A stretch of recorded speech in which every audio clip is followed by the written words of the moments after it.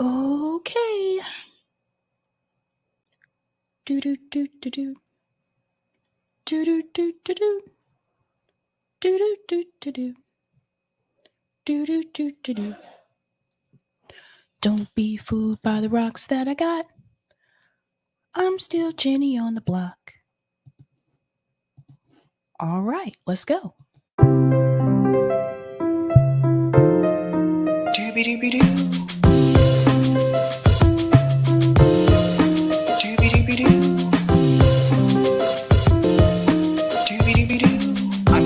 Sabrina Salvati.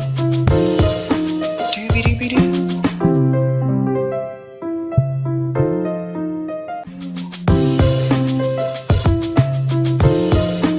Doobie-doobie-doo. Doobie-doobie-doo. I'm your host, Sabrina Salvati. Doobie-doobie-doo.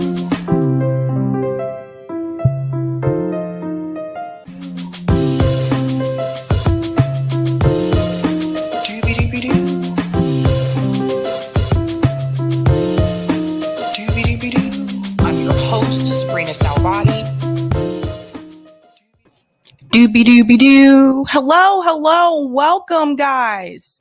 Happy Tuesday. Shout out to everyone watching on YouTube, Rockfin, and Twitter.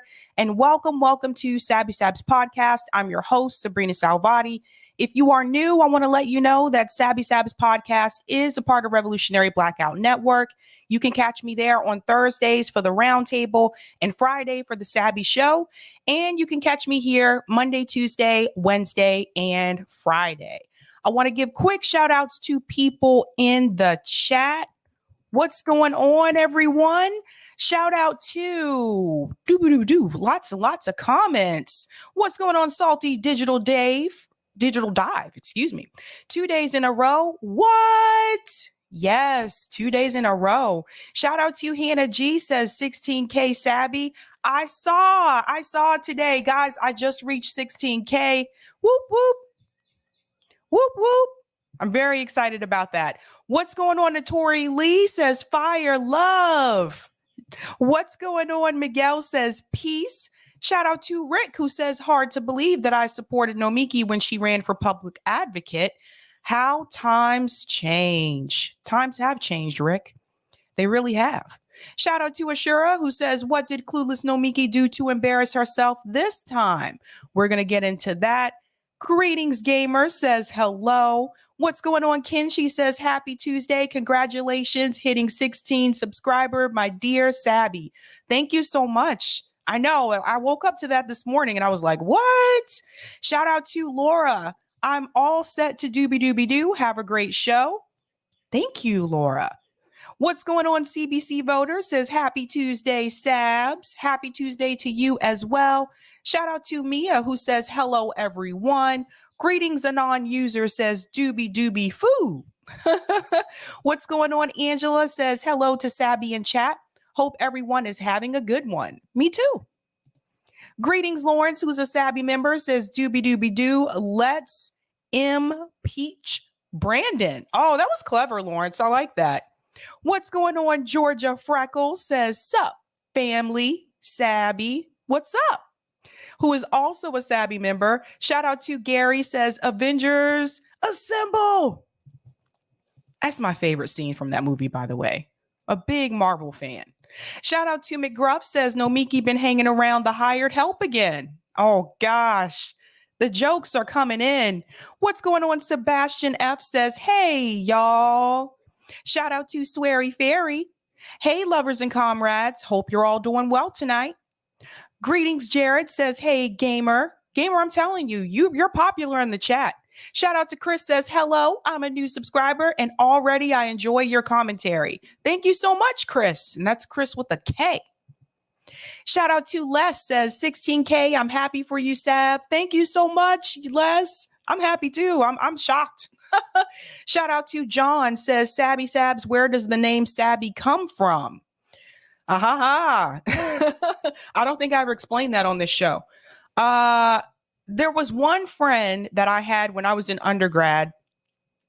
We were at a party one night. I got there late, like I usually did.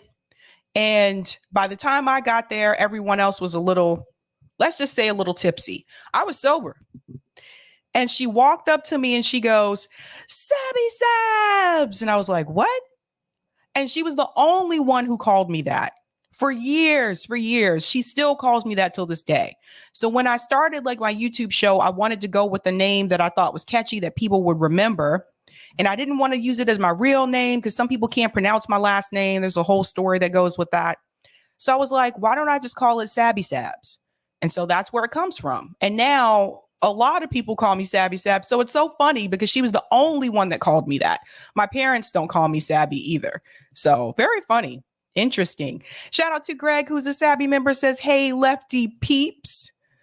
All right, let's go ahead and get into it. Jared said, I love hearing Sabby's wild party stories. Oh my God. I should do a different segment about that every week. I have a lot of stories. Most of them from undergrad. All right. Quick shout out to everyone who is a Sabby patron. Thank you so much, guys. I really do appreciate all of your support. Here they are here. If you want to be a Sabby patron, I have 5 categories. Members. I actually like Membies. Sabbies, Sabsters, Sabinators, and Ultimate. All of their names are listed here. And I want to give a special shout out to a new patron, Yvonne Jackson. Thank you so much for your support. And you can also see their names scrolling across the bottom of the screen. What are we talking about tonight, ladies and gentlemen? Let's go ahead and get into it. I want to share my thumbnail for you. Doop, doop, doo. All right. Tonight, we're talking about Nomiki Konst Fox debate. What happened there? I can't wait to get into that story. I'm also going to discuss Nancy Pelosi is pressured. Who is pressuring her and what are they asking her to do? And last but not least, oh my God, so many of you sent me this clip. I was like, there's no way I cannot talk about this tonight. Jim Clyburn lashes out on voters. Oh, yes, it's not the first time he's done that either. But let's go ahead and get into it.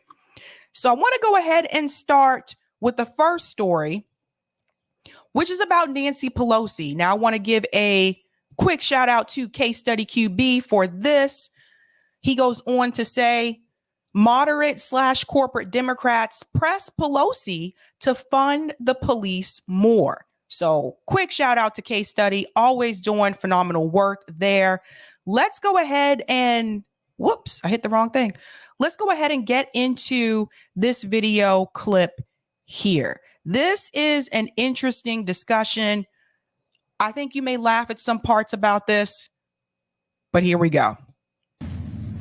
House Speaker Pelosi facing pressure from moderate Democrats to hold a vote on police funding. So this is coming as cities across the nation are seeing a sharp rise in crime. And Democratic leaders are looking for a way to repair some of the damage caused by the defund the police movement, messaging that contributed to the loss of 13 House seats in 2020. 19 mostly moderate House Democrats are urging the Speaker to vote on bipartisan legislation that would... 1 second. Let's play this part again because I want to get your opinion on this. House Speaker Pelosi facing pressure from moderate Democrats to hold a vote on police funding. So this is coming as cities across the nation are seeing a sharp rise in crime. And Democratic leaders are looking for a way to repair some of the damage caused by the defund the police movement, messaging that contributed to the loss of 13 House seats in 2020. Okay. I've heard them bring up this talking point multiple times that the defund the police movement is the reason why Dems lost those seats in 2020. I don't believe that. I don't believe that is the reason why they lost those seats. I think they lost those seats because the American people are fed up, because our needs are not being met. And the legislatures and representatives that we have in DC have not been doing their job. They have not been helping us. They have not been improving their communities. That's why they lost those seats. Mainstream media has taken this whole defund the police movement and they have really smeared it. And let's remember where it came from. It came from the George Floyd protests. Now, they seem to be okay with that message because during that time, Trump was in office. Remember that?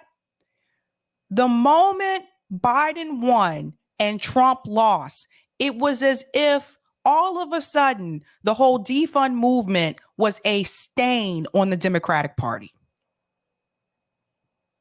So many protesters that were in DC during that time. The moment Joe Biden won, most of them went home. Just a reality, as if all of a sudden police brutality had been solved overnight because a Democrat won. And that right there told me that they were looking at this as a left-right issue instead of looking at it as a human rights issue. But here we are. So now they're putting pressure on Nancy Pelosi because they're afraid that they're going to lose in the midterms. And I think they will, regardless of defund the police. So here we go. 18 mostly moderate House Democrats are urging the Speaker to vote on bipartisan legislation that would increase funding for police departments across the country as rising crime remains an issue going into the midterms. Scott Wong is joining us now and broke this story for us. Scott. So they're urging her to vote on bipartisan legislation to give the police more funding. They really want to get rid of this whole defund the police phrasing here. Now, what's interesting to me is that Democrats seem to cave to Republican pressure. They have this dream of this bipartisanship. We must work together with Republicans. But you don't hear the Republican Party saying the same thing. You don't hear the Republican Party saying we must work together with Democrats in this bipartisanship. No. Did Trump do that? No. He was like, this is how it's going to be, and this is what we're going to do. It's only the Democratic Party that is always trying to work across the aisle. Just something I wanted to point out. As always, it's great to see you. Thanks for joining us on a Sunday afternoon. Talk to me about what this funding would look like. Well, essentially, the bill would lay out grants for local police departments, things like mental health resources, body cameras for officers, things like that. So just giving police officers more resources, things that they've been asking for, things that lawmakers, including the sponsors of this measure, who have been having these discussions with officer and officer groups. The two folks who are in charge of this effort are Josh Gottheimer of New Jersey. He's the leader of the Problem Solvers, as well as Cindy Axney of Iowa, both targets, top targets for Republicans in the November midterms, as are a number of the folks who have signed on to this letter, lending us to believe that they're, perhaps the election and midterm messaging is at play here. But so that just goes to tell you this is just about Josh making sure that he gets reelected this November. That's why he wants to give the police more money so that he can win again. This is an issue that has put Democrats on their heels a little bit. Certainly in the 2020 election, as you mentioned, where there were 13 Democrats that went down in defeat. So Democrats are trying to figure out ways to blunt some of these Republican attacks that are painting them as soft on crime ahead of these November midterms. What number are we talking here? Do we know the number they're asking for, the amount of funding? No, I don't have a specific number. I think, the pushback from the Democratic leadership is that police funding is at an all-time high right now, in fact. And that's a message that you're hearing echoed by progressives who have. Okay. Police funding is at an all-time high right now. And you have moderate Democrats that are still trying to push to give police more funding. Why? It's just so they can win in November. Just so they can win. Now, I've told you time and time again, police don't really protect people. They protect capital, right? They protect wealth.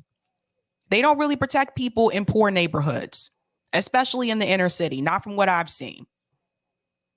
So these politicians, you have to ask yourself, what neighborhoods do they live in?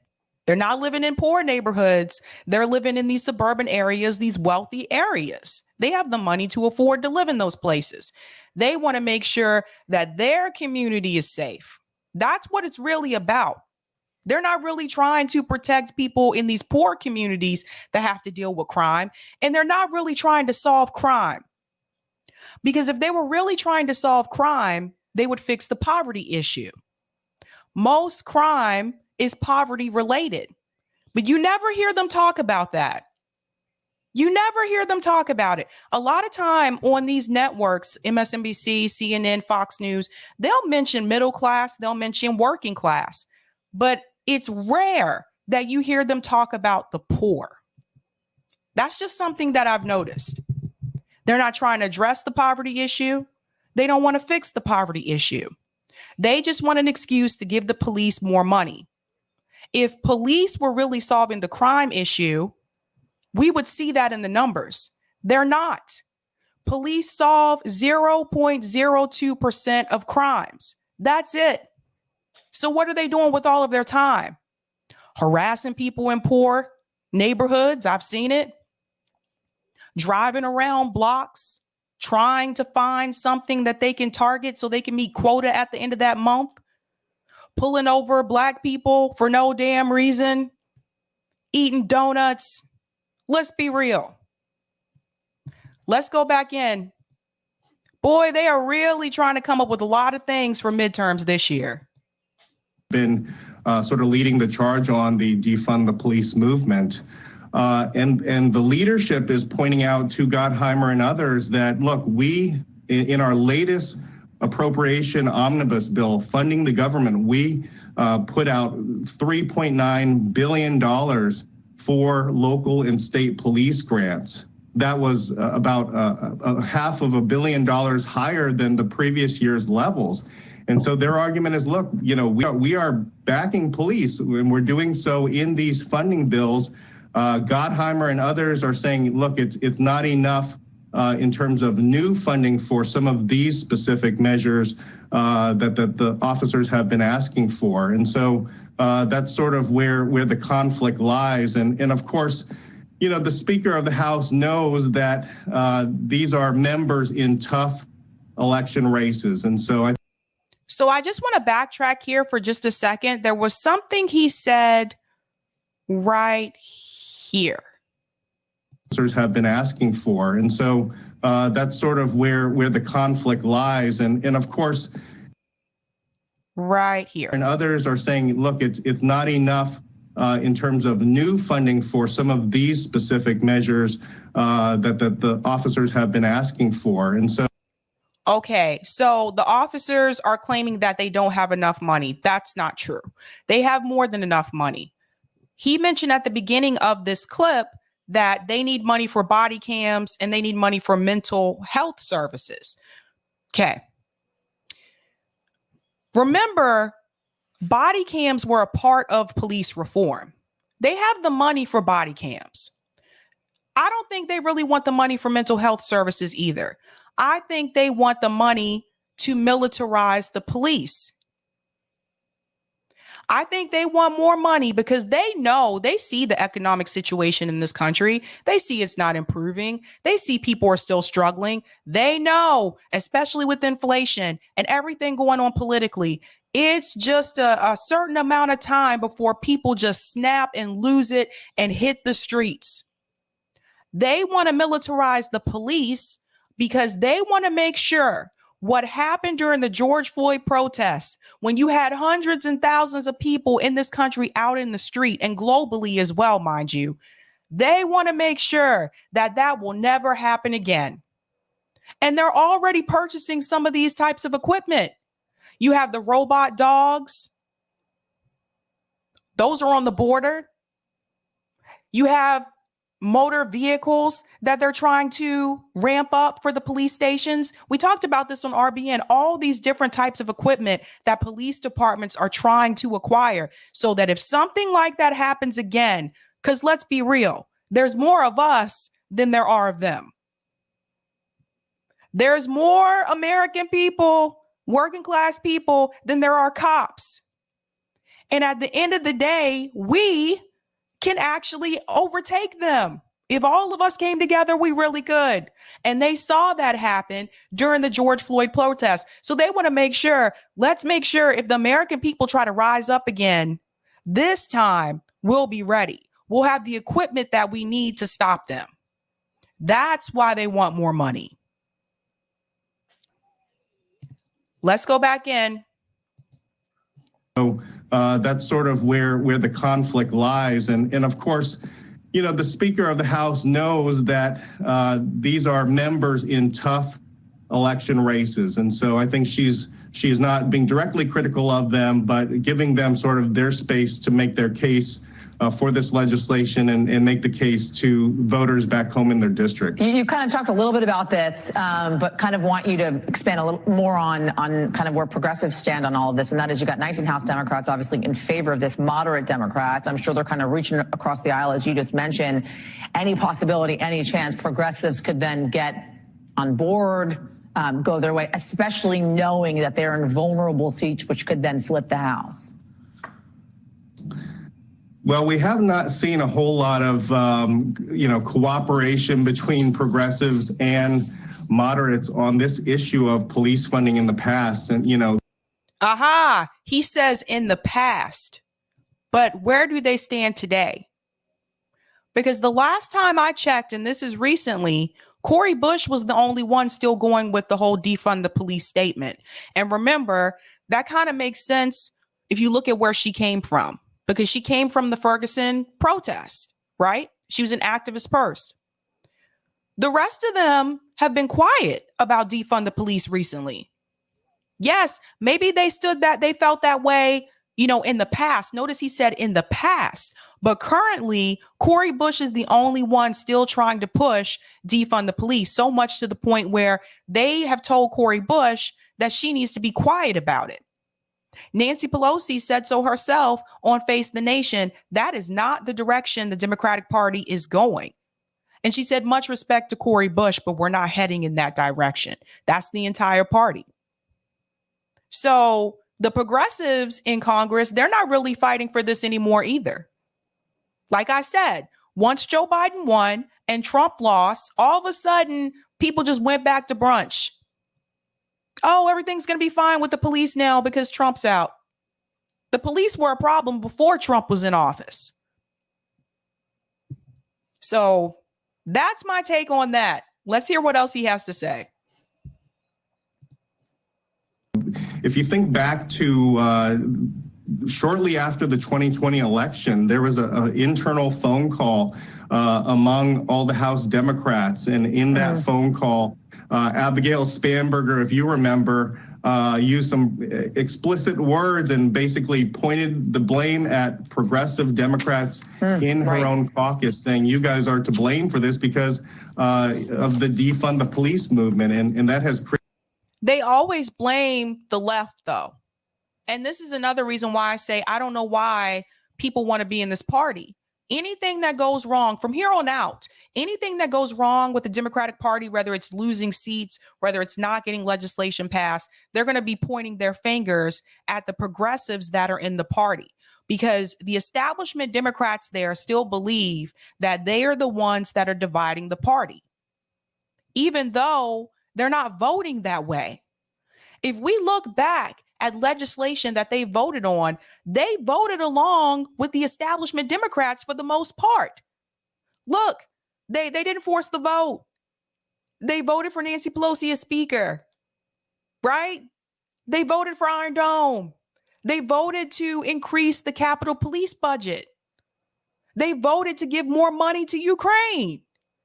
So I don't see where they're really dividing the party. They've been going along with what the establishment Dems want. That's why a lot of us on the left are so angry at them.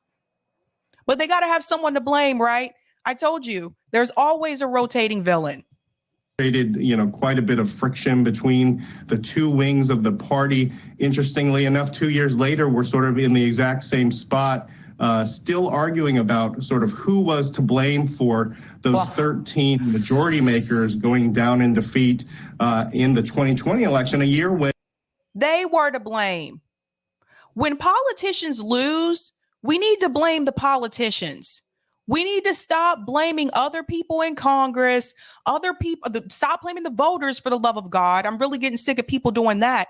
But they lost because they weren't good. They weren't doing their job. And I think a lot of us saw this coming. The fact that they're going to blame, oh, it's the progressives' fault because they were for defund the police and yada, yada. No, these politicians have not been doing their jobs. Some of them have been in these seats for a long time and they've become comfortable, so comfortable to the point that they don't go back to the communities that they represent. People never see them there. And I'll give you an example with someone who's a little bit different. Ed Markey. So I'm in Massachusetts. Ed Markey is someone I have seen him come back into the community. A couple years ago, I want to say this was like maybe 4 years ago, 3 years ago. I forget.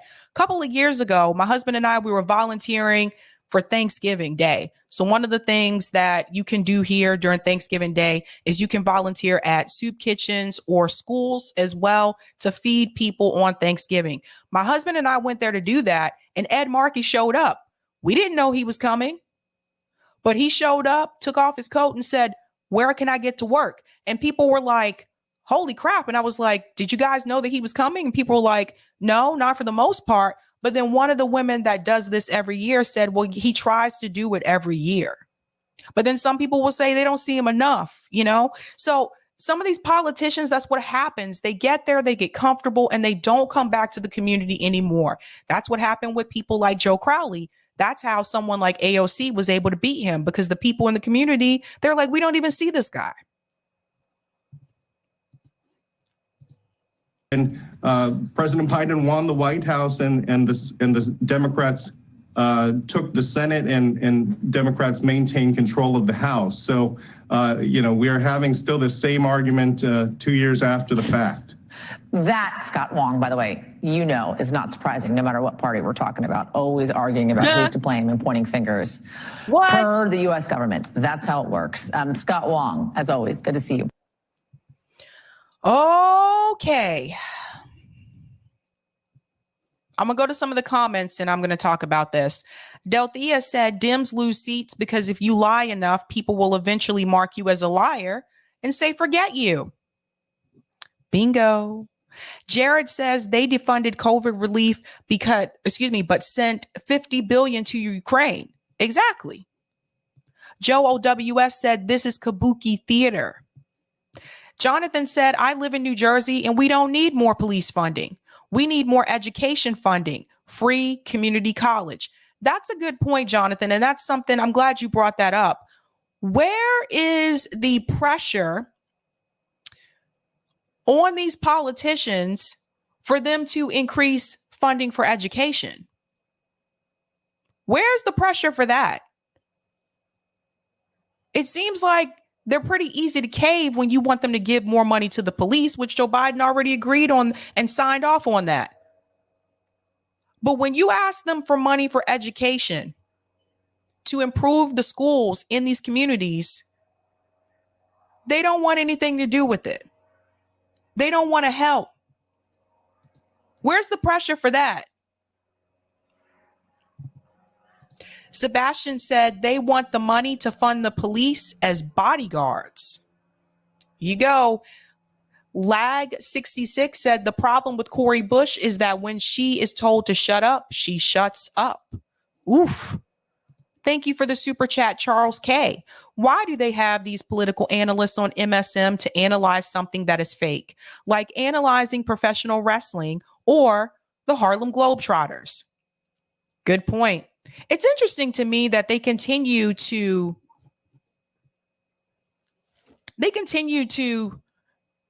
I guess, repeat this narrative about crime increasing rapidly everywhere. They continue to say that. Now, I haven't seen statistics like that for Boston, where I am. I mean, I can't speak for every other city, but even here, they're still trying to say, well, we need more police because the crime rate has increased. And I'm like, well, have you looked at the poverty rate? Have you looked at the homelessness rate? Have you looked at the number of people that have been evicted? maybe that would explain why you're having these issues. But I still haven't seen them point to anything to show me that crime has increased rapidly across this country. Morning Joe did the same thing. Al Sharpton went along with them. It's crazy. I can't walk into the CVS and get toothpaste because they locked up my toothpaste. That was an interesting clip. He talked more about how it inconvenienced him instead of talking about the poverty situation. That's the class divide. People who have the money, who don't have to worry about poverty, instead of focusing on the poverty issue, they're focusing on the fact that they're inconvenienced because a tube of toothpaste is locked up and they have to ask a clerk to open it for them. I watched something last night. Actually, no, it was the night before. If you haven't seen it, you should watch it. I watched a movie called Parasite. It's about class and capitalism. Yes, there are subtitles. I like to go ahead and warn people about that because some people don't like movies that have subtitles where they have to read the subtitles. But it takes place in South Korea, and it shows you the difference between two families. One family that is poor and one family that is very wealthy. And it shows you the issues that the wealthy family complain about compared to the issues that the poor family complains about. And one of the things that I found interesting about that movie, and I'm not going to tell you the whole thing because you'll be like, spoiler alert, but the family that was poor, regardless of what they were going through, they never gave up. They were still laughing, regardless of what they were living in, and they were living in the slums. Like, it was really bad. They were still a tight family because they knew what was really important. The wealthy family, it seemed like to me they focused on things that really were not that important. But they made them important because they had nothing else to complain about. I don't want to get too much into the movie because I can talk about that. I can do a whole separate show about Parasite, but I highly recommend that you watch it. So you can check it out on YouTube. I think it's on Hulu as well. So if you get the chance to watch it, definitely watch it. It really shows you what people are willing to go through when they're living in poverty. And that's not just in this country. It shows you what it's like even in a country like South Korea. Just something to check out. Sebastian says, I love Parasite. Yes, such a good movie. Angela said, Parasite was a great movie. It stayed with me for a while, especially the end, Angela. The end of the movie, I was just like, oh my gosh. Oh my gosh. Yes. Ashura said, Sabs watched Squid Game instead of Parasite because it's on crack. I saw that too. Yeah. You should definitely just check it out because it really gives you an inside look of what it's like to be poor, what it's like to be rich, and how capitalism really can affect all of us. I'll go ahead and I'll do these comments here on Rockfin. Thanks, Eric. Thank you for the tip on Rockfin, Roger.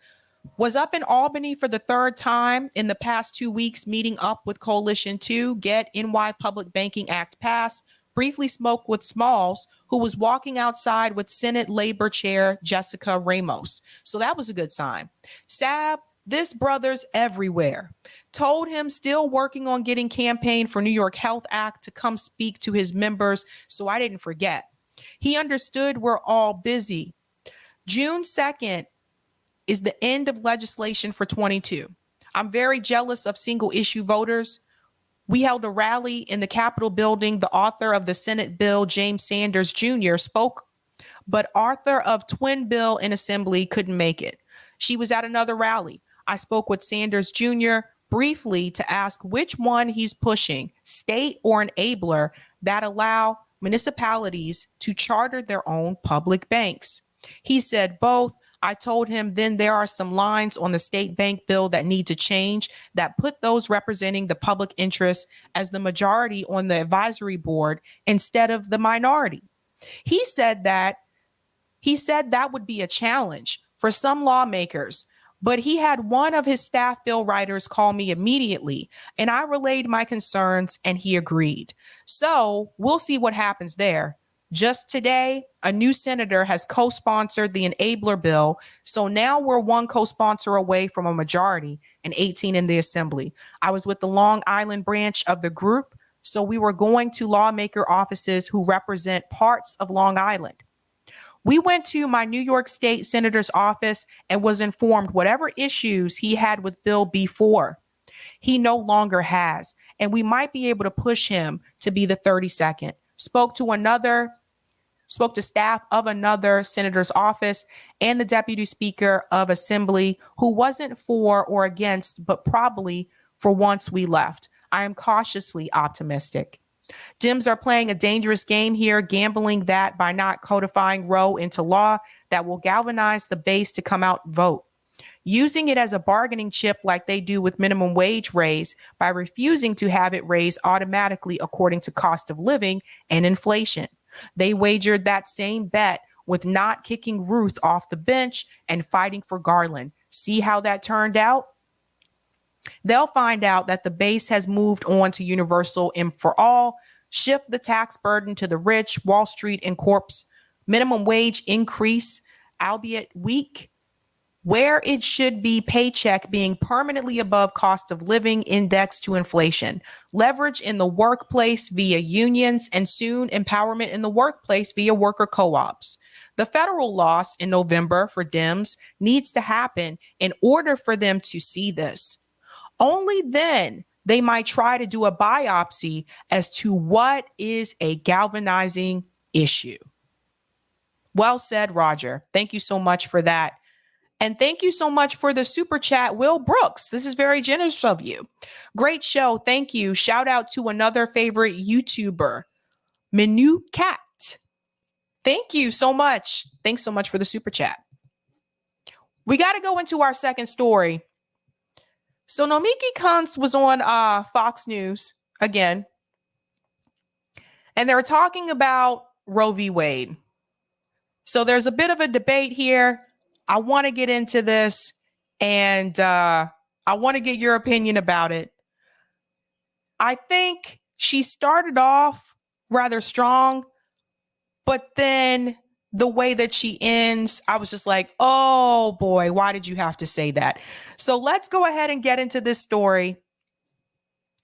Here we go. Leaked SCOTUS draft sparks nationwide Roe protests. So let's hear what they have to say. Let's bring in Mike Huckabee, former Arkansas governor, Leo Terrell, constitutional lawyer and civil rights attorney. Both are Fox News contributors, and Nomiki Konst, host of The Nomiki Show and director of Matriarch, which supports progressive. They brought Mike Huckabee.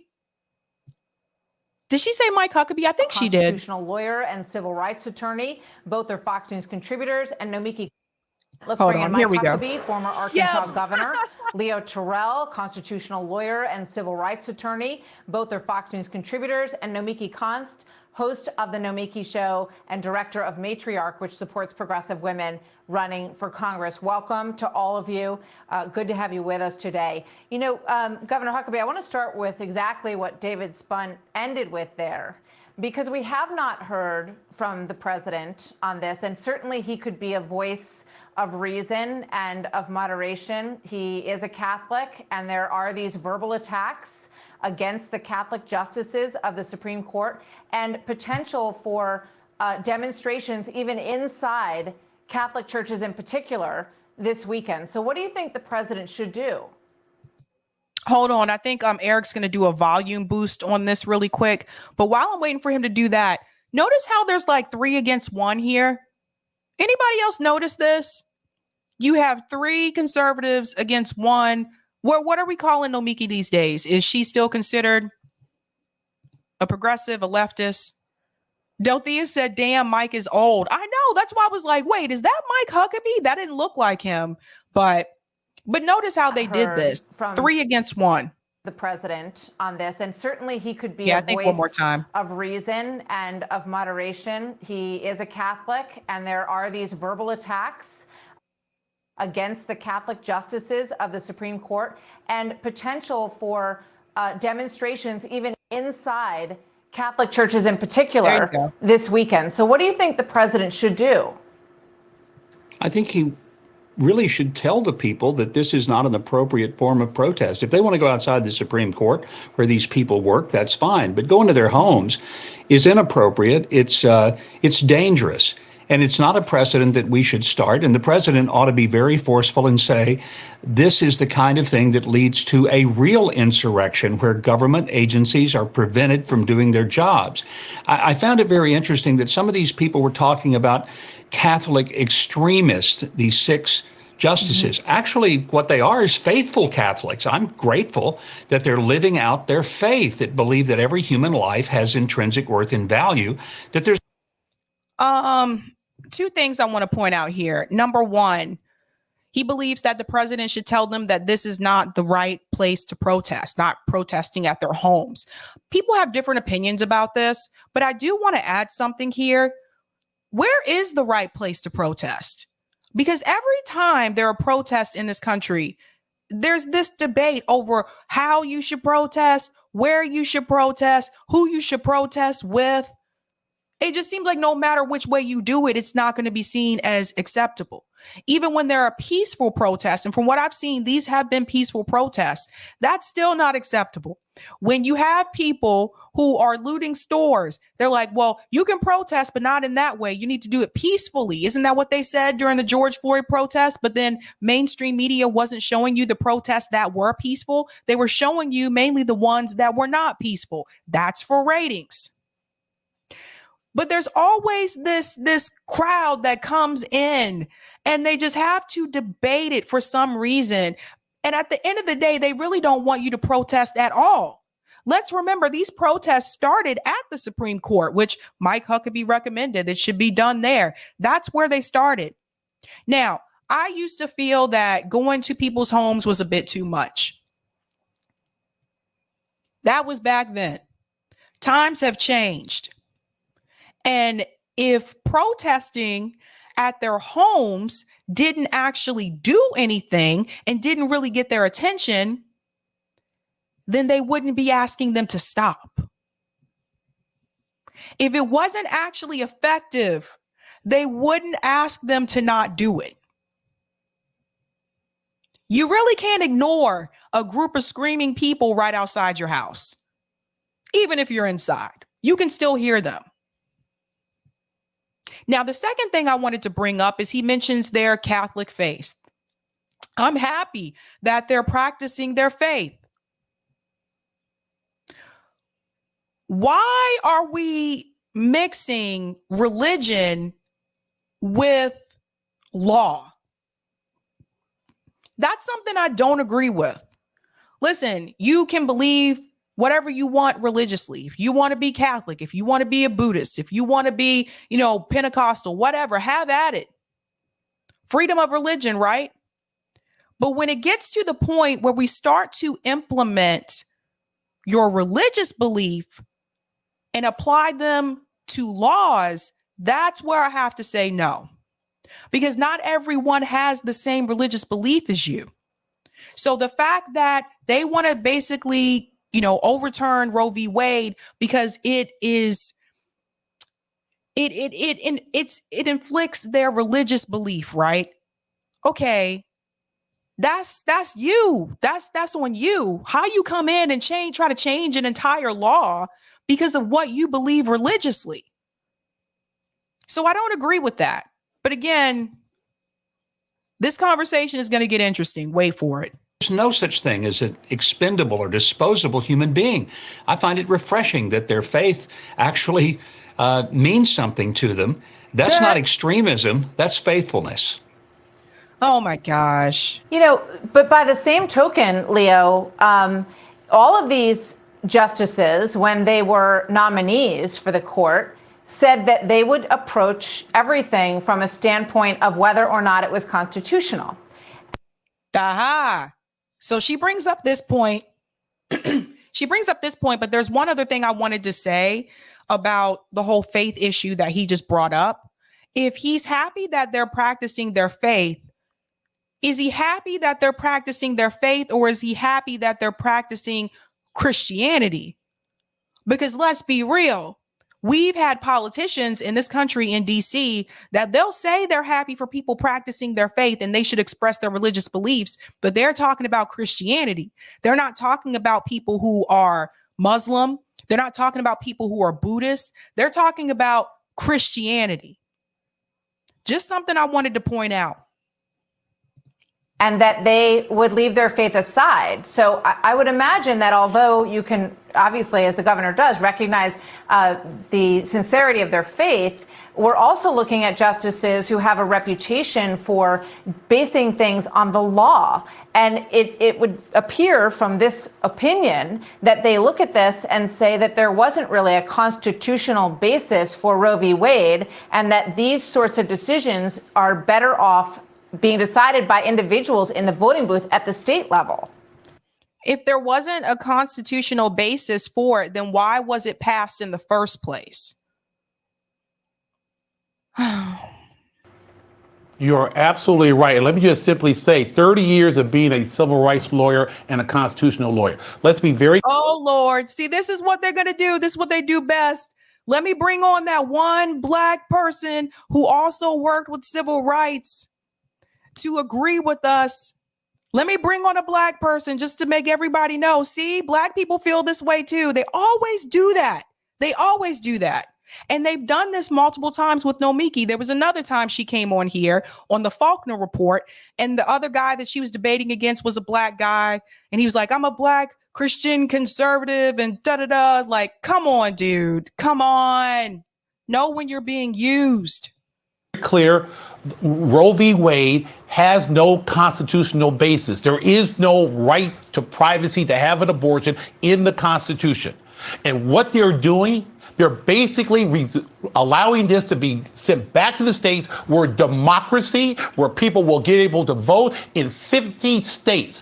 What is wrong with that? What is wrong with the right to vote on an issue such as abortion when it is not based on constitutional law? And that's what these justices, if that decision somehow becomes final, will return Roe v. Wade to the states where that is a problem. So when people say, why can't you just leave it up to the states?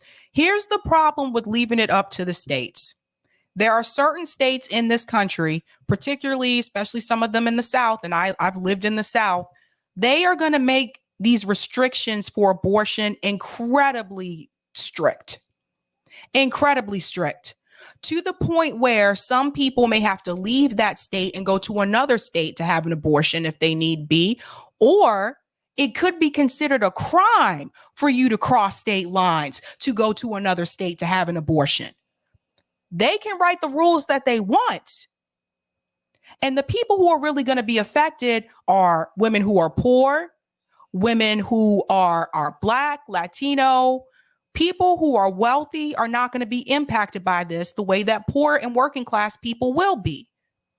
That's the problem with taking it back to the states. Some states are going to be more lenient and others are going to be more strict.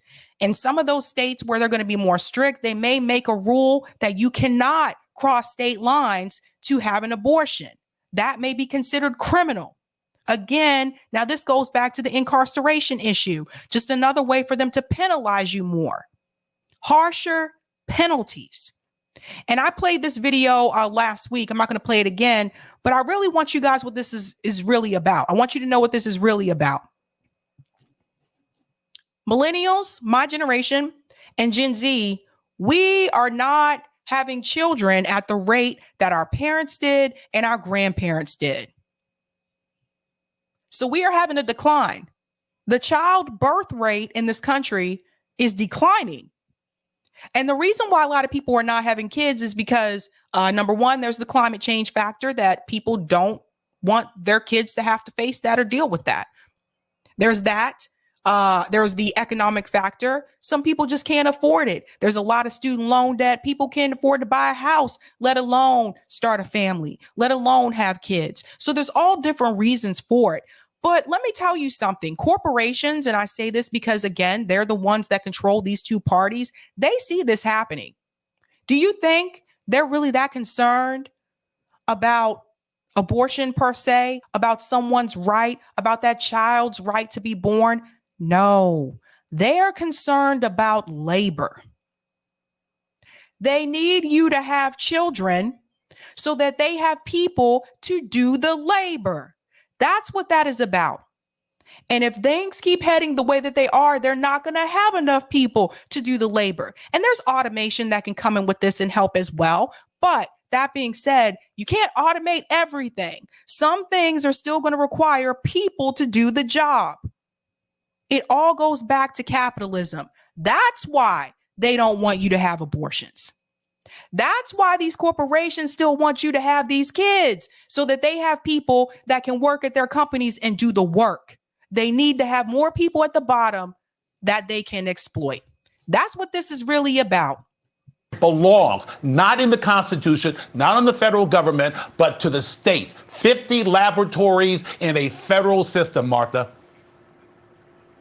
So, Nomiki, Rachel Carmona, who is the executive director of the Women's March that we remember after President Trump was elected, she came out and she said this: we will be ungovernable until this government starts working for us, until the attacks on our bodies let up, and until the right for abortion is codified into law. So she's saying we will be ungovernable. What would you say to the individuals who are committed to, and protest obviously is an American right, and peaceful protest is absolutely an American right.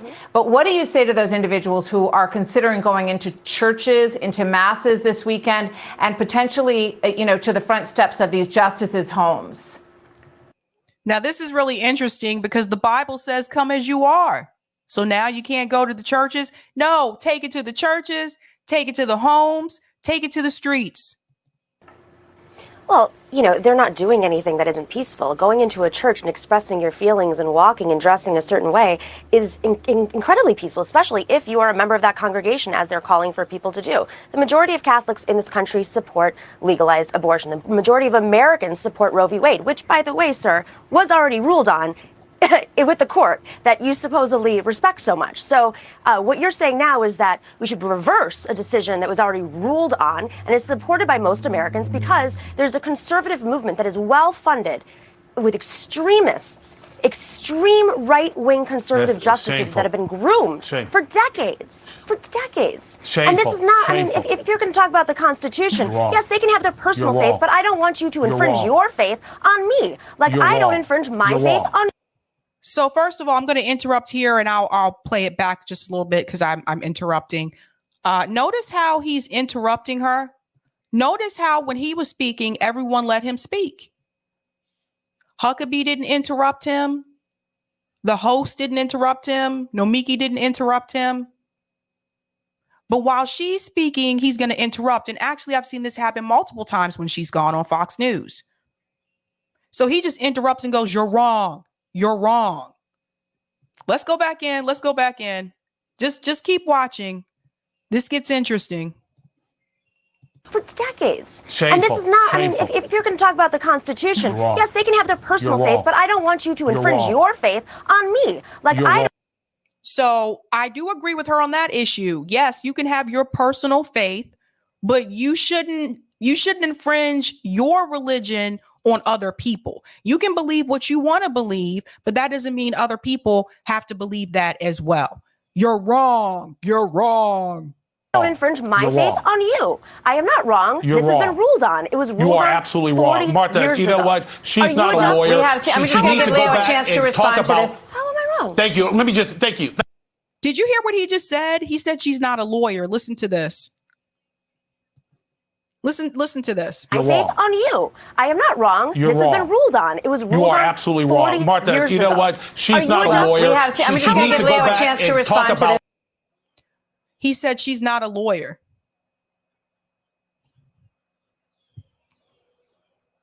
And I mean, just like, yes, Leroy, he credentialed her. So I'm just like, really? Okay, let's go back in. Let's go back in. How am I wrong? Thank you. Let me just thank you. Well, here, Ma'am, let him explain. Go ahead, Leo. Go back to the history. Go back to the history books. See, this is what they do. See, this is where Nomiki should have jumped in when she said, let him explain. This is where Nomiki should have jumped in and should have said, well, no, I wasn't finished talking. He interrupted me. Check out Plessy versus Ferguson and Brown versus Board of Education. Respectfully, please, because stare decisis does not applies only when they are a grounded basis of fact. This Supreme Court has a logical constitutional right to reverse Roe v. Wade because of the absence of law that supports it. One last point. No, please, Supreme Court that ruled? Hey, listen, you're making a misrepresentation that somehow women's rights will be eliminated. That is a lie because it will go back to the states, California, New York, Illinois. But is that necessarily a lie, though? Because like I just told you, if it goes back to the states, some of the states are going to make it illegal. Let's be realistic here. Some of the states are going to make it illegal. Why is he so angry about that? He is fired up. He is fired up. Hold on, guys. There's a plane flying over. Okay, it's gone. I did not say that, but I do believe that. Be honest. I did not say that, but I do believe that. Why do you hate women so much? I'm sorry. Jump in. There's an expression. You're Why do I very hate women? And that's where she loses it. Let's hear it. Let's hear it.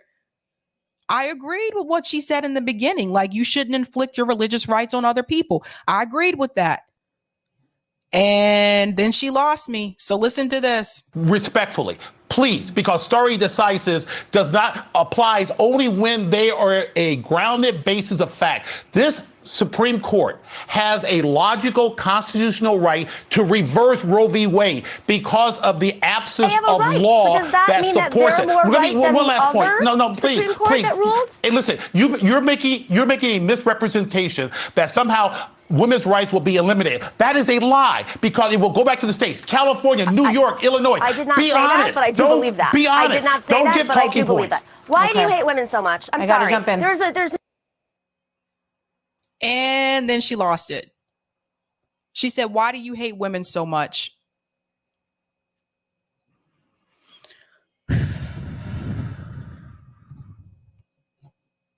Thank you for the super chat, DL. It pains me that Nomiki Konst, I'm trying to say her name correctly, you guys, I'm sorry, is what's being presented as left to the largest audience in cable television. Thank you so much, DL, for that super chat. I agree with you. She said, why do you hate women so much? Guys, do you see the problem? Do you see the problem? Like, throwing in that statement, first of all, you're making an assumption. You don't know if this person hates women or not, but that's not the way to win an argument. That's not the way to win an argument. Not once in this conversation did he say that he hated women or he didn't like women, anti-women, any of that. And I felt like she didn't have anything else to say, so she said that. That's not a good look. That's not a good look. An expression. You're very angry about something that's been ruled on. Why do you respect this court more than the previous court? Nomiki, that's what you just said. I hate my mother. I hate my I'm not the one angry right now. I hate women. Look at the angry man. Please. Stop. Why are you so mad? Why are you so mad? It's not affecting your life. No, truth. That's my life. Nomiki, stop. Okay. First of all, it's very insulting to say that someone hates women. Okay. They do this to her every time she goes on here. Every time she goes on Fox News, they cut her off and they say, stop, stop. And she still continues to go back on. I'm sorry, but she's wrong here at the end. Why do you hate women so much? No, see, this is why people, when they point fingers at those of us on the left, this is what they make fun of us about. Because they say this is what we do. We'll say stuff like, oh, why do you hate women? Oh, why do you hate black people? Why do you hate gay people? And I'm sorry, but she just represented the stereotype that people have about people on the left.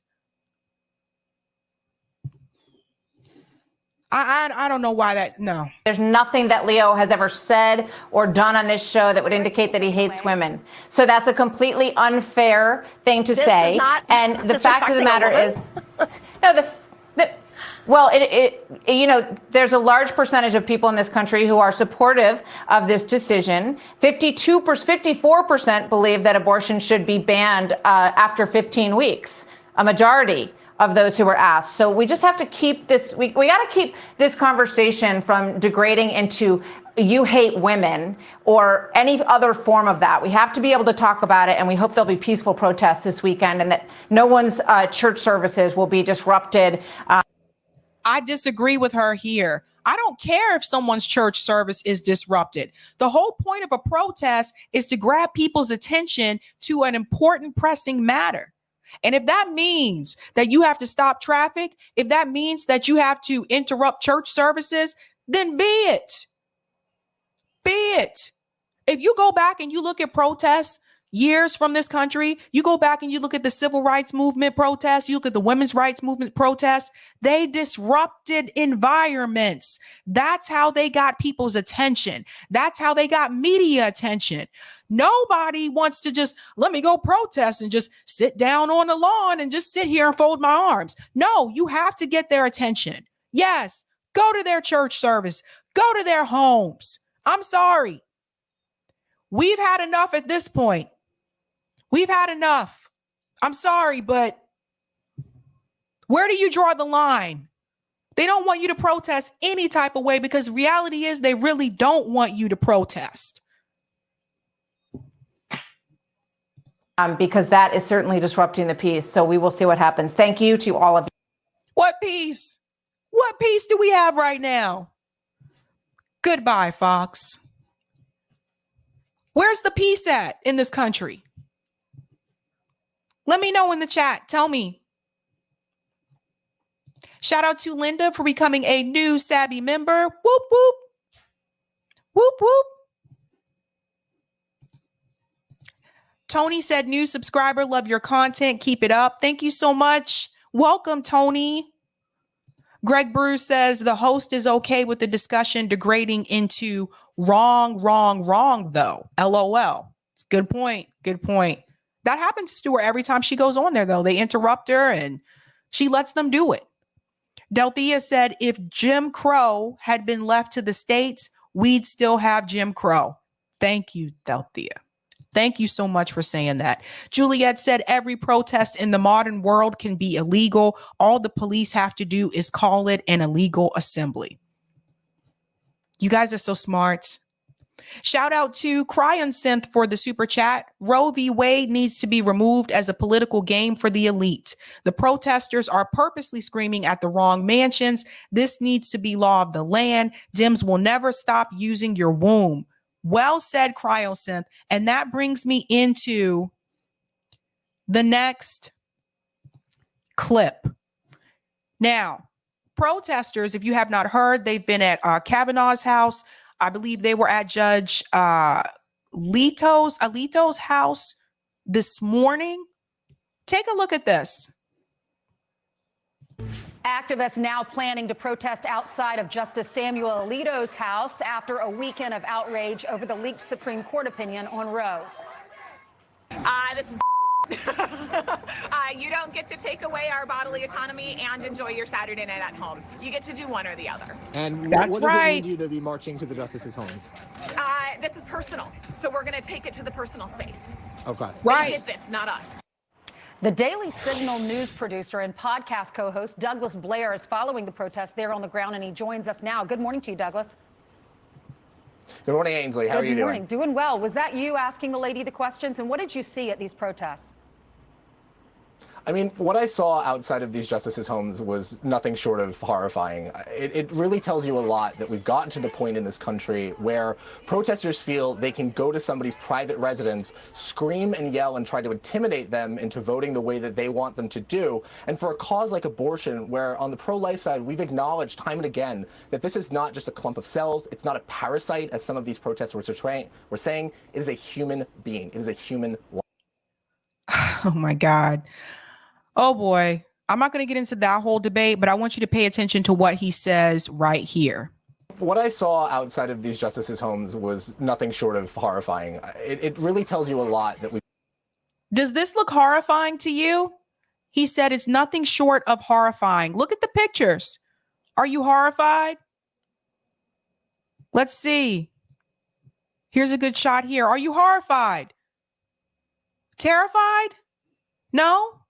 Nothing short of horrifying. It really tells you a lot that we've gotten to the point in this country where protesters feel they can go to somebody's private residence, scream and yell and try to intimidate them into voting the way that they want them to do. You don't say. You don't say. Let's remember they work for us. They work for the people. Now, let me get this straight, ladies and gentlemen. So it's okay for these corporations to intimidate these politicians to get them to do what they want to do. But it's not okay for the people who actually put them in office, the people who voted for them, to intimidate them to get them to do what we want them to do. Help that make sense to me. Help me understand. Corporations do it all the time. All the time. Thank you so much for the super chat, Bad Fella 511. The founding fathers themselves protested. LMAOO. Thank you so much for the super chat. AGF Milan, thank you for the super chat. My gut feels is the sum of the supposed left that play the identity game like Nomiki are really either self-centered liberals and socio-culturally backstabbing pro-market neoliberal types. You may have a point there, AJF. I think you're onto something.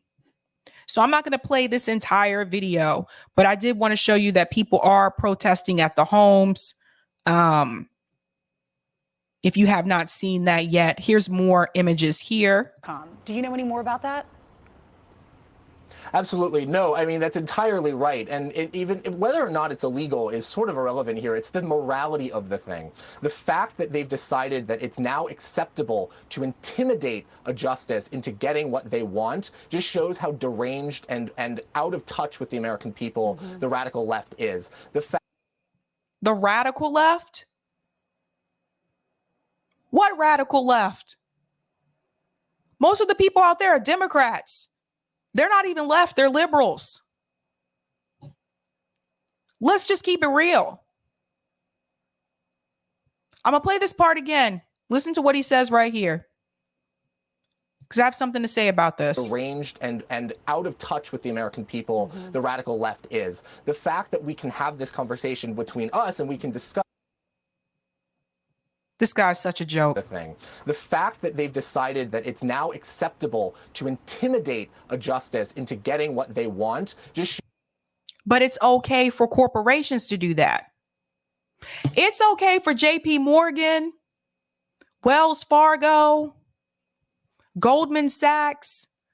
It's okay for them to intimidate justices, politicians to get them to do what they want. But it's not okay for the American people, which is we're the people they actually are supposed to be working for. It's not okay for us to demand anything.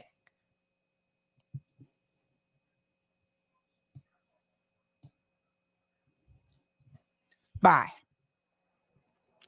Just something I want you to reflect on. He said also that it's immoral. So we're basing laws on what we consider to be moral and not moral now. Okay, if that's the case, then why haven't we ended qualified immunity? It's just a joke. It's just a joke. Lucky Burrito said they want to control our bodies and how we protest. We are entering into what I feel like is an authoritarian state. They want to control everything we do. They want to control what we say on social media platforms. They want to control who we associate with. They want to control who we vote for. They want to control how we protest, who we protest with, where we protest. They want complete and absolute control. Now, speaking of politicians, several people sent this clip to me over the past day. And I was like, there is no way I cannot talk about this tonight. So Jim Clyburn, oh boy, where do I begin? He had his famous fish fry. For those of you who are not from South Carolina or have never lived in South Carolina, I went to undergrad there, and I can tell you that South Carolina, Jim Clyburn is like a big deal, right? So he has this fish fry, which is also a big deal there. I mean, to me, it's just fish that's fried. You could do that at home, you know, but people make it like a big thing. And he is greeted by voters who may or may not have voted for him. I don't know. But this is from the Black Authority. So it's a channel here on YouTube. And they have some questions for Jim Clyburn. Now, they feel that African Americans shouldn't be voting for people like Jim Clyburn or anyone else for that matter if they're not going to push reparations through for African descendants of slavery. That's their position. Jim Clyburn doesn't do too well when he is confronted by voters. He doesn't do too well. I'm going to show you two examples of that tonight. Listen to what he says. I want you to pay close attention to the way that he speaks to them. I thought he was being an absolute jerk. Here we go. I'm doing well. Listen, but I gotta go. But I appreciate the fish fry and everything. I did want to ask though. Reparations is a big thing. Look, reparations is big with me. I'm the only one doing the bill. Why y'all keep fucking with me on that? I'm the only one doing the bill. He just cussed at him. He just cussed at him and said, why y'all keep fucking with me about that? I'm the only one that did the bill. Let's go back.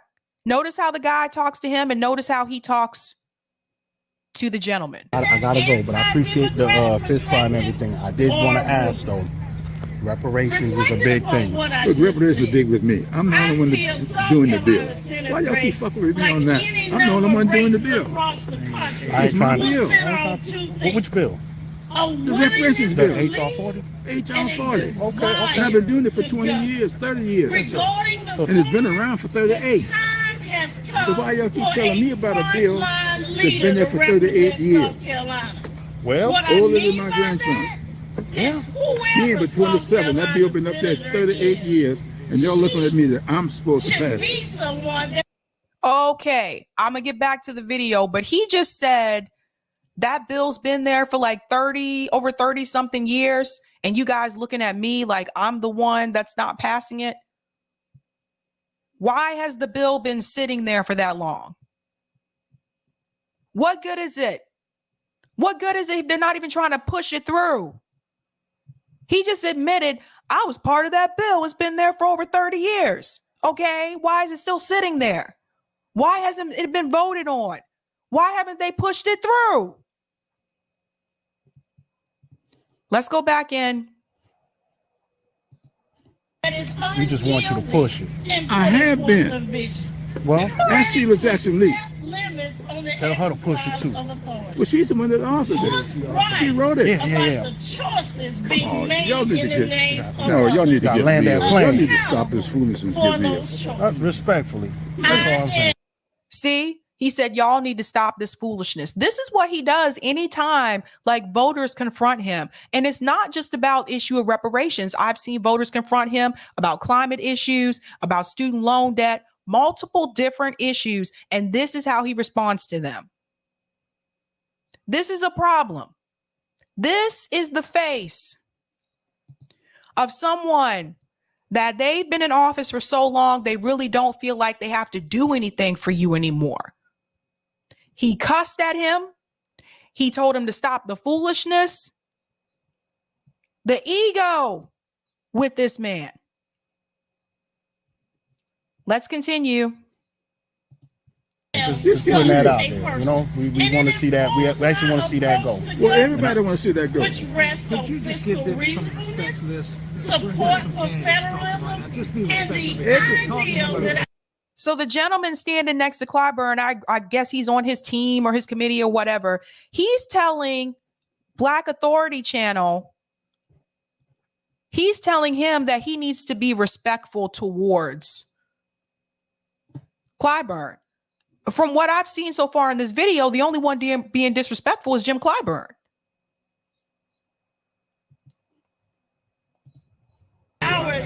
Everybody want to see that go. Everybody. All right. Everybody wants to see that bill go through. Then why has it been sitting there for 38 years? If everybody wants to see it go through, why is it still sitting there, Jim? Why? I want to see voting go too. And it hasn't passed. Well, is that my problem too? I want to cast a vote. Is that my problem? It'd be a problem if we don't. So I want to vote. No, I want to see some I'm candidates. saying the Voting Rights Act has been destroyed by the Supreme Court. Because they'll fool around here. People don't vote. And you got Trump. And now we've lost the Voting Rights Act. And just like that, he put the blame right back on the voters. See, people don't vote. And then that's how you got Trump. This is what they do. This is what they do. Now, the gentleman is telling him, why shouldn't I get something for my vote? You should. All of us should get something for our vote. Otherwise, what are we doing? What's the point? So he's correct. Now he's going to try to fearmonger. Now women is about to lose the right of choice. And he said, now women are about to lose the right of choice. Did you put that same kind of pressure, apply that same kind of pressure when Obama was in office, when he could have codified Roe v. Wade? Did you put that same kind of pressure in 2017 when Nancy Pelosi said Roe v. Wade, abortion is not going to be a priority of the Democratic Party because it will hurt people getting elected? No, you weren't thinking about it. You were just trying to get elected again. Shame the voters, though. Simply because y'all don't get real. Y'all don't get real. You want to make a headline. Let's make headway. Let's get some. That didn't make any sense. He said, y'all don't want to get real. You want to make a headline. Let's make a headway. What headway? We haven't received any type of headway. That's the problem. That's why people still poor. That's why people are still struggling. That's why people can't buy homes. That's why people can't get out of debt. That's why people can't pay for their medical expenses. What headway, Jim Clyburn? You're wealthy. You don't have to worry about these things that we're asking for. When have you made a headway? There's been none. None. But y'all better get real now. Y'all better get real. Stop talking that foolishness. Nothing has changed. He was like this last year as well. I'm going to show you another clip. So I want to give a shout out to the Black Authority Channel because this video came from them. So shout out to them. Can I make it up? Okay. Shout out to the Black Authority Channel. Whoop, whoop. Thank you for that clip. And for all of you who sent it to me, I got so many emails. It was the same clip.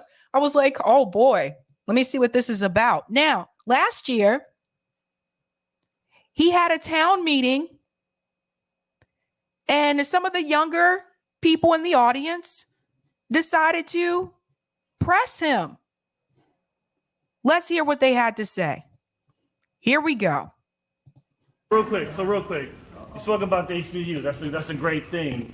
But statistics shows that 20% of Black Americans are college educated. Meanwhile, the 20% of us have a whole bunch of debt, right?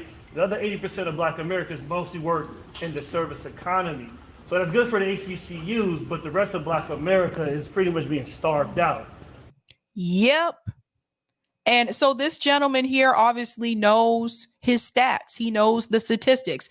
And what he's mentioning to him is that, well, yeah, it's great that you're trying to help out HBCUs, but what about all the other Black Americans that don't get the opportunity to go to a HBCU? Those people are still being starved out, and he's going to bring it home to him. I want you to see Jim Clyburn's response. That's all I wanted to say. And on top of that, with HR 40, we were on something called Fix HR 40, where we put pressure on all of our congressional leaders to get HR 40 to the floor. We sat there for about 10 hours and watched the whole judiciary process. We saw it play out. Nancy Pelosi can bring that to the floor anytime she wants. We have been monitoring HR 40, it's just been stalled out for the most part. You want to come to the floor, you want it to pass. What we're trying to say, sir, is that because of public pressure, so for history, right? HR 40, right, it was introduced by John Conyers in 1987. It sat dormant for over 30 years, right? No. So, yes, it did, sir. Yes, it did. Every year. He did introduce it every year, but it never got passed. We're talking about something almost my whole adult life. This thing never passed at all. Now there is public sentiment. There's energy behind it, right? The CBC just, they did a Twitter poll. They asked us, what do you prefer? Do you prefer, hold on a second, so I'm almost done. Sir, it's all due respect. There's no emotion in this. We're just concerned. These are facts we're presenting.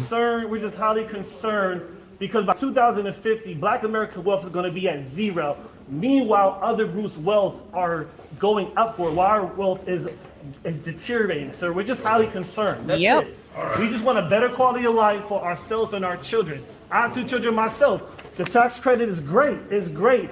But after the tax child credit, it's like that's just paying the bills and that's it. It's still not helping us out of the predicament that we're in, which is concerning. So that's It's just a Band-Aid. And that's what they've continued to do. Give people Band-Aids, not actually give you real solutions to get you out of your situation. So listen to this part and then I'll have something to say. Paying the bills and that's it. It's still not helping us out of the predicament that we're in, which is concerning. So that's it. That's it. Thank you. Thank you so much. Thank you for your lecture.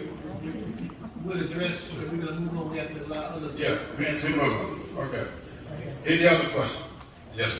What? Did you see that? His response to that whole speech that he just gave, Clyburn's response to that was, thank you. Any other questions?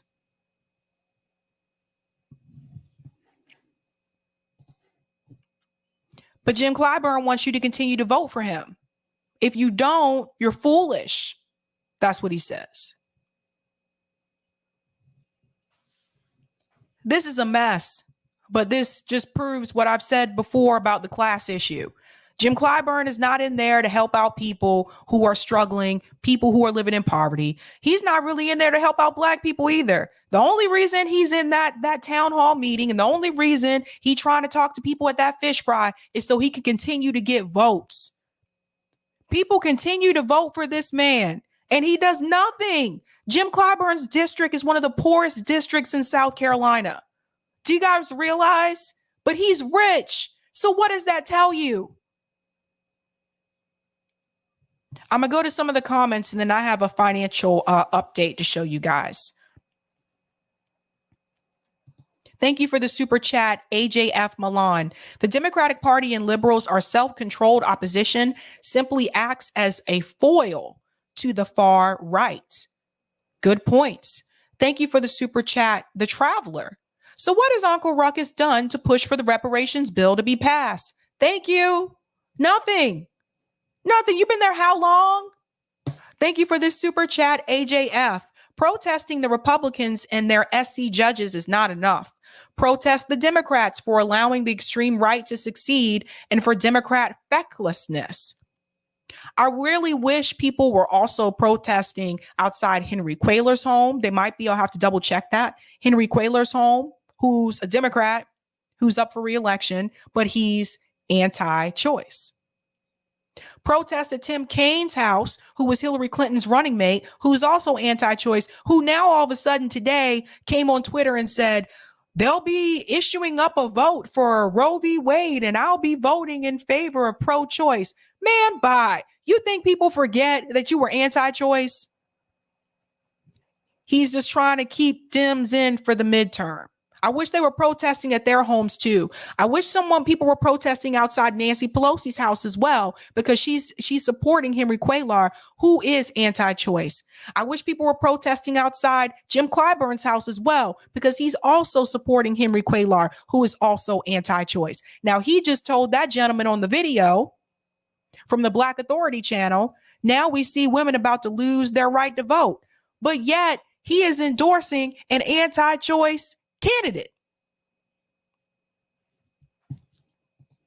Thank you for the super chat, Rodrigo. The congressional black sellouts are the white moderates Malcolm warned us about.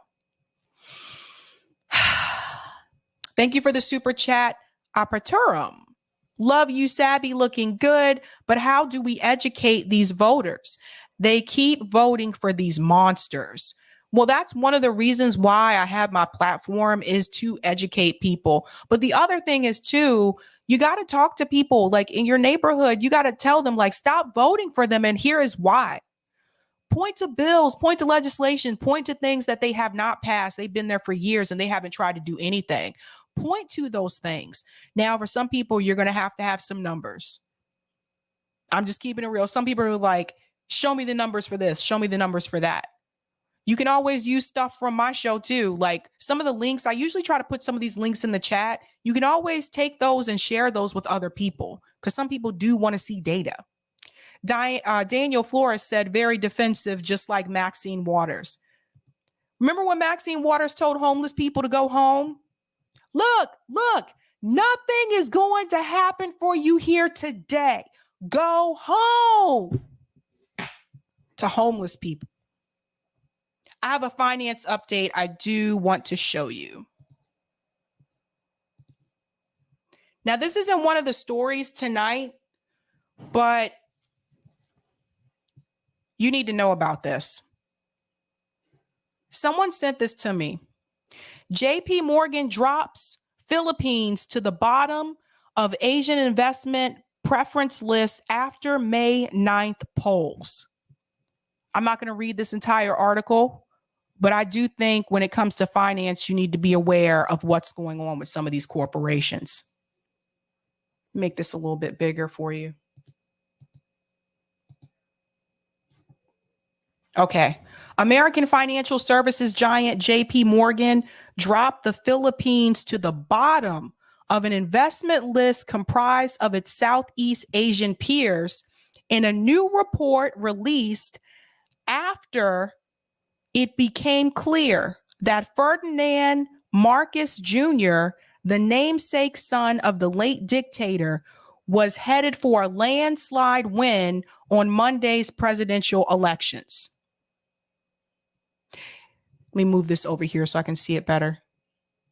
JP Morgan did not mention Marcos' name in the May 9th report that flagged rising risk from high public debt and surging inflation, factors it said would slow economic growth and hurt corporate profits, detailing its new order of preference in Asian. JP Morgan ranked the Philippines behind close neighbors Vietnam, Singapore, Thailand, and Malaysia. It also advised investors to lessen their exposure to local stocks, giving its view to downgrade the Philippines to underweight. We recommend selling into possible post-election hope rally, JP Morgan said in the report, which was shared by clients to media outlets on Tuesday morning. Philippines equities face a myriad challenges, including twin deficits, higher inflation, slower government spending in the quarters after the election, transition pain, high public debt, risk of valuation derating, and potential earnings growth disappointment. That's coming from JP Morgan. He also pointed to growing debts on the government's balance sheet, now equivalent to over 60% of gross domestic product from about 40% when President Rodrigo Duterte assumed power 6 years ago. Let's go down here. Whoops, I went too far, sorry.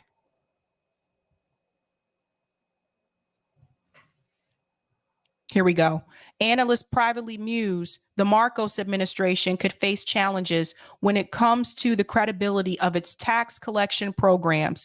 In 1997, the Court of Appeals convicted Marcos for his failure to file income tax returns from 1982 to 1985.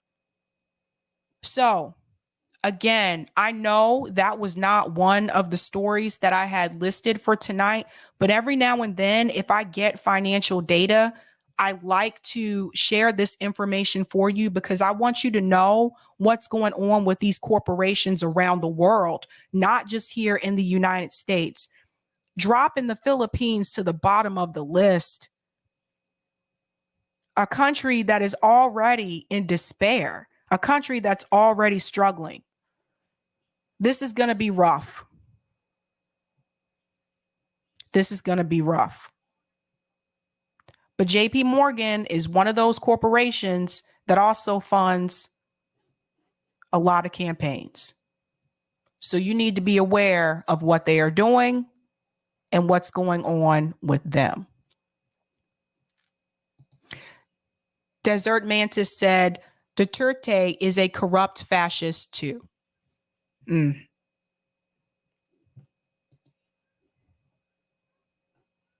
Just trying to tell you new things, guys. I think this is something that we just need to be aware of.